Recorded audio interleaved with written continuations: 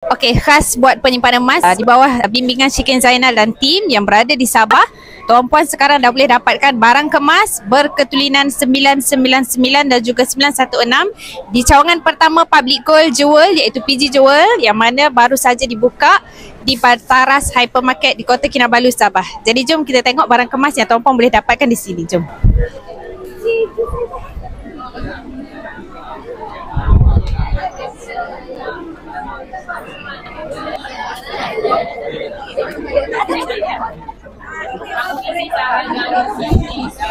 Okey, ini adalah antara koleksi barang kemas yang tuan-puan boleh dapatkan direct dari cawangan Public Gold Jewel iaitu PG Jewel.